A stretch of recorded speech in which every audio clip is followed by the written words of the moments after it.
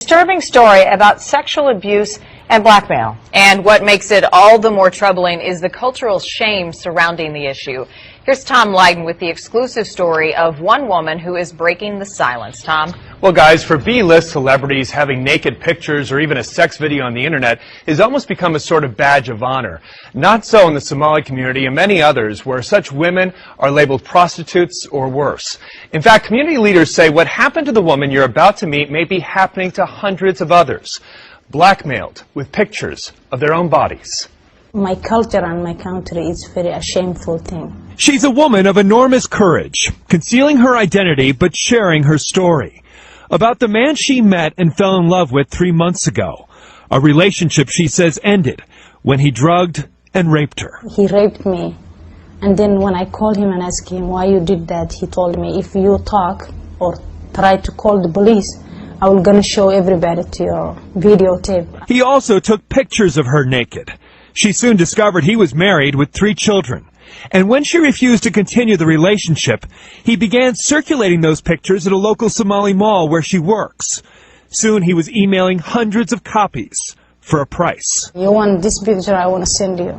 If you have $5, you can have this picture. And then last week, it all became too much for this young woman. The finger pointing, the whispers. And here at the Somali mall where she owns a small shop, she tried to take her own life by drinking bleach.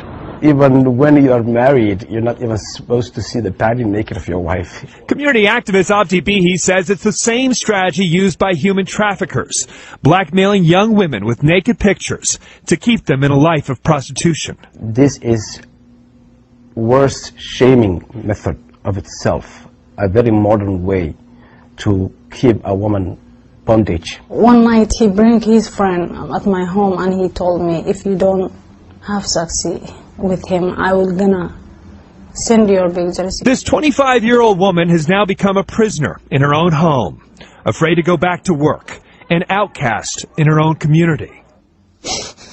She's sharing her painful story for one reason, because she doesn't want this to happen to any other women. Are you still ready to marry me? I said, no, I hate you. You kill me. She tells me the man who did this had pictures of dozens of other naked women on his phone, and her photos have now reached Somali communities all over the U.S., Europe, and Africa. Tomorrow she's meeting with members of civil society, a group combating human trafficking. They want her to talk to police to start a criminal investigation, because make no mistake about this, not only the rape, but also the blackmail, they're all criminal activities, and they need to be prosecuted. Problem is, she's one of the few brave enough to talk to police. Marnie, Heidi? Yeah, thank you, Tom. Very brave. Good for her for doing it. No question.